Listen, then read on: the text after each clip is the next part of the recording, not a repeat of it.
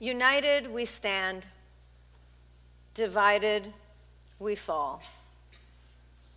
Patrick Henry spoke these words in his last public speech, delivered in March 1799, in which he denounced the Kentucky and Virginia resolutions, saying, "Let us not split into factions, which must destroy that union upon which our existence hangs." It is reported that at the end of his speech, Henry fell into the arms of bystanders and was carried away almost lifeless to a nearby tavern. 2 months afterward, he died.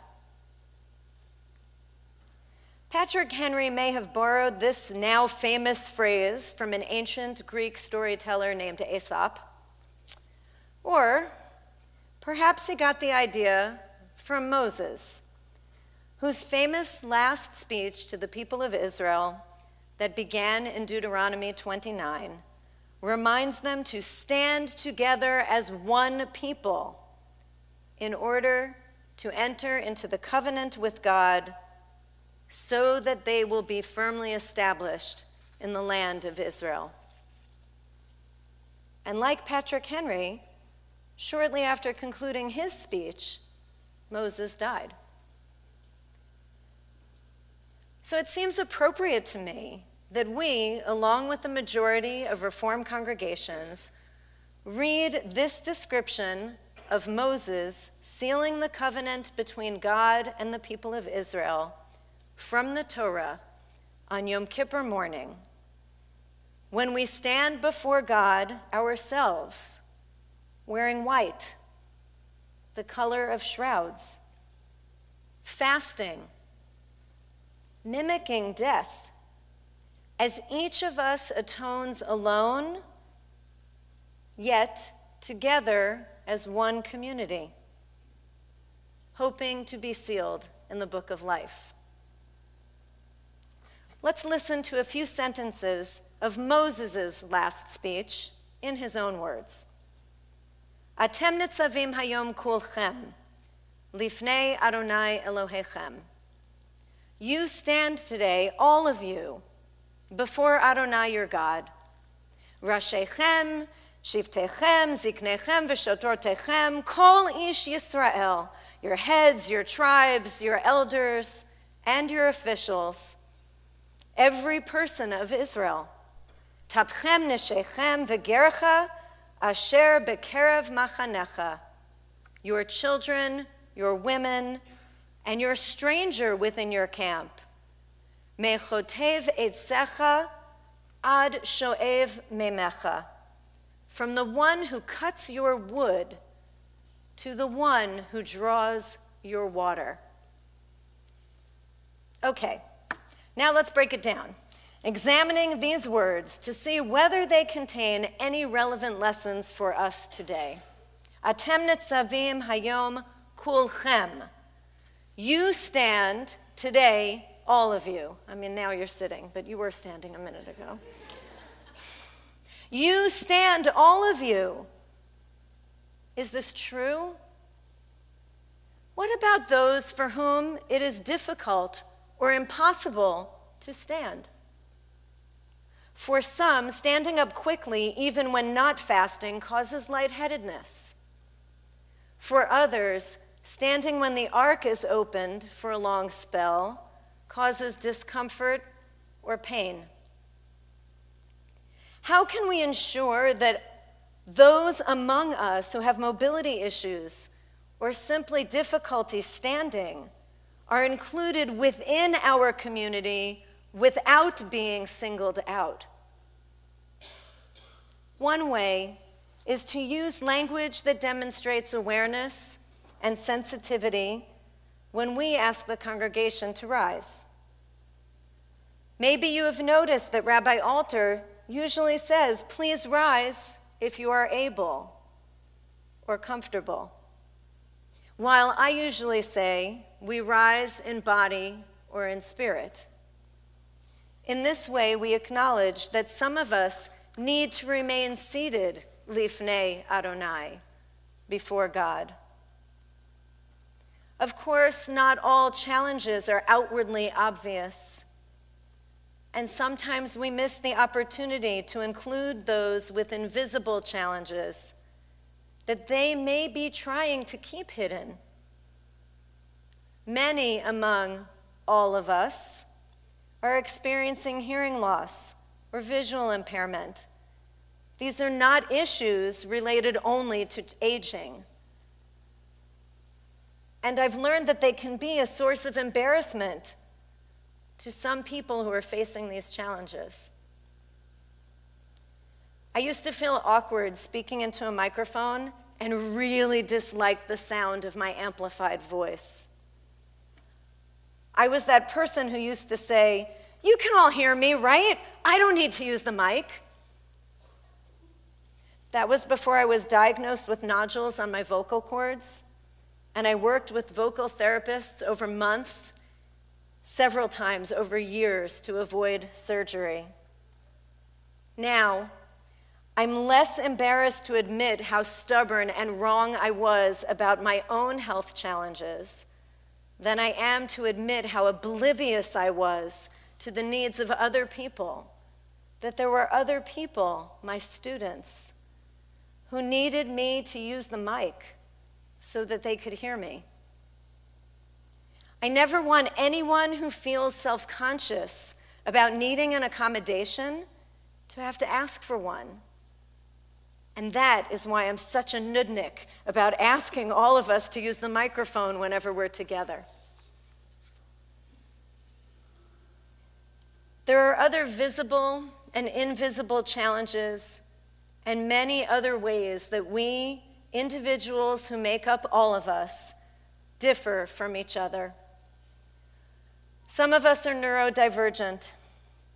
This means that our brains process information and react to stimuli differently than is typical for most people.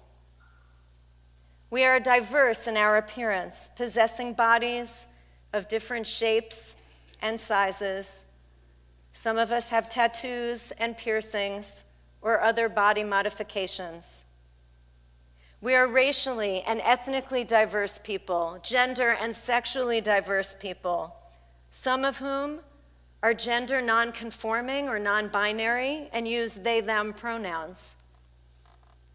We are partners and parents, siblings and friends of LGBTQ+ or queer folks.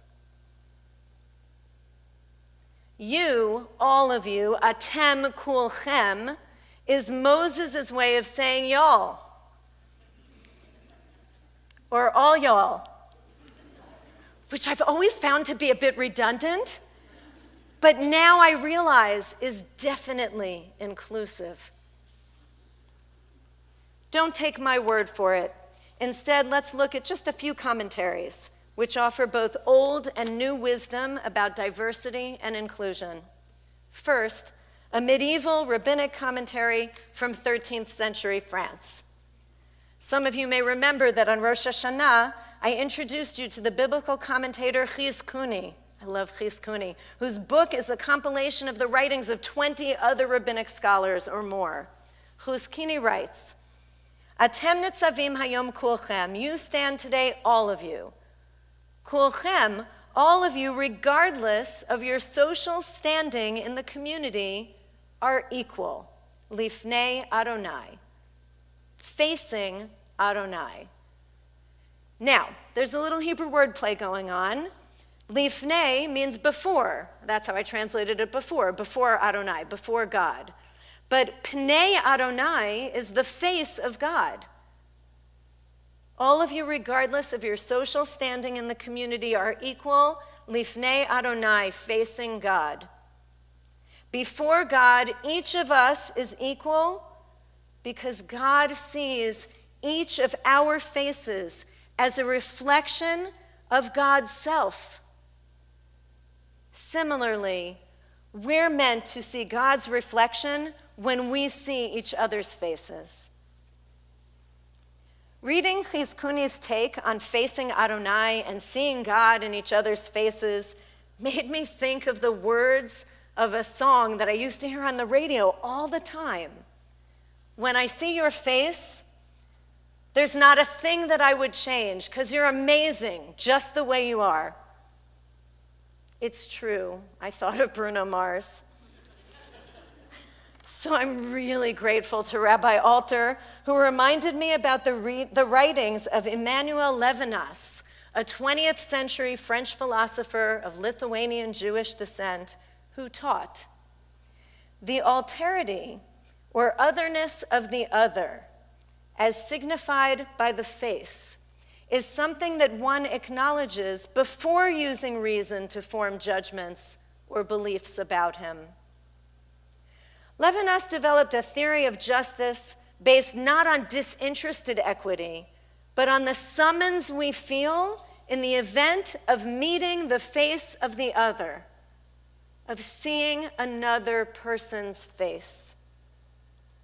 As philosophy professor Michael Stevenson explains, for Levinas, what's essential about human beings beyond our rational and practical capacities is the fact that we find ourselves infinitely responsible in the face of the other.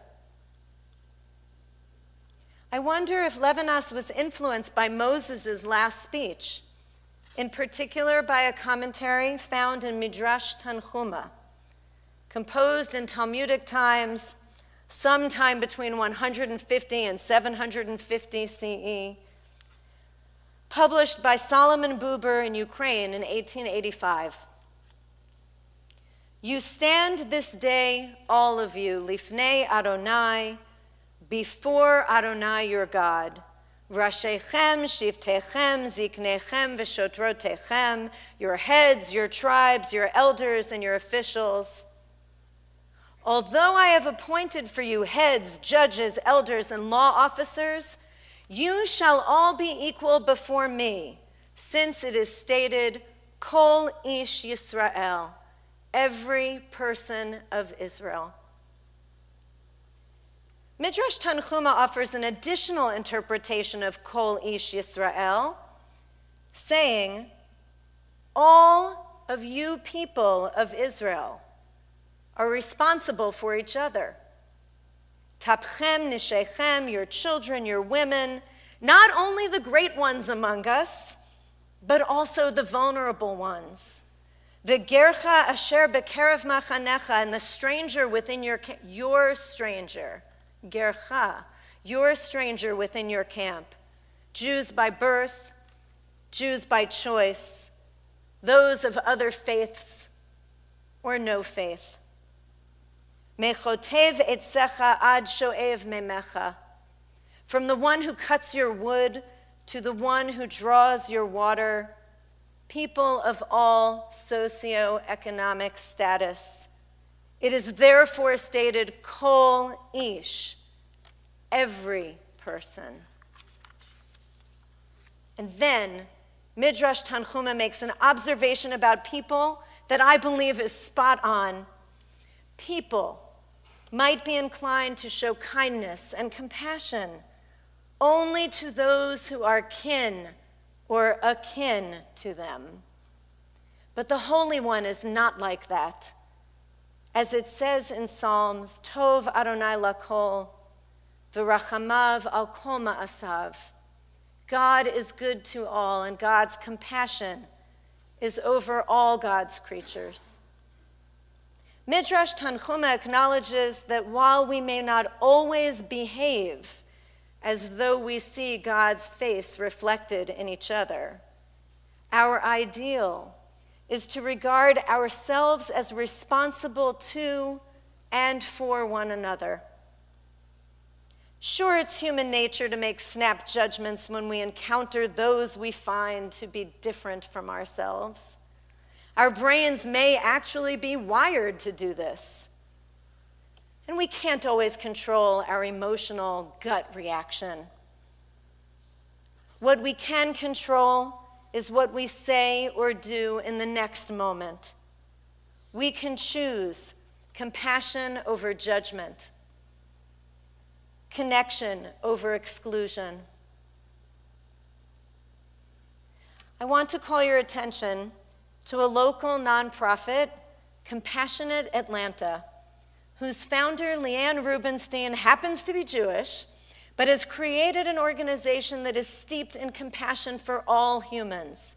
Leanne and her staff and volunteers strive to bring diversity and inclusion to every corner of Metro Atlanta. They recently published these perfect pocket-sized booklets: Choose Compassion Over Stigma, We Judge Because We Do Not Understand. This offers practical advice for communities that want to be change agents and speak up against stigma. It opens up like this, and it has great graphics. They also created this cool infographic magnet called An Inclusive and Thriving Community. If you would like a booklet or a magnet, stop by TKE later this week and visit me. I have a stack of them in my office. Let's return to the 12th or 13th century and conclude with a Torah commentary called Dat Zikenim, which was written by the Tosafot, some scholars who lived in medieval France and Germany. Maybe Rashi's grandson was among them, we don't know. But I believe that this commentary will bring us back to the beginning, back to Patrick Henry's words in the 18th century, and to our present day, back to Compassionate Atlanta, back to Yom Kippur here in this sanctuary, here in the 21st century. Atem nitzavim hayom kulchem. You stand today, all of you, as a unified congregation. In a unified congregation, everyone sees each person as who they are, recognizes each person as a reflection of God, embraces each person with compassion and without judgment. TKE is such a congregation, a compassionate and caring community that celebrates diversity and draws strength from our unity. So TKE has an opportunity, and I would say a responsibility, to be a change agent and to speak up against stigma. We can and must continue to do this for ourselves, to see God's face reflected in each other's faces. And we can and must do this for others. When we see God's face in the faces of those in the wider community, those who are suffering discrimination because they are different, we can make a difference. We must continue to lift each other up so that we can stand, all of us, united as a beloved, holy, inclusive community in the year ahead. L'shana tova tikatevu v'techatemu. May we be blessed with a good year. May we be written and sealed in the book of life.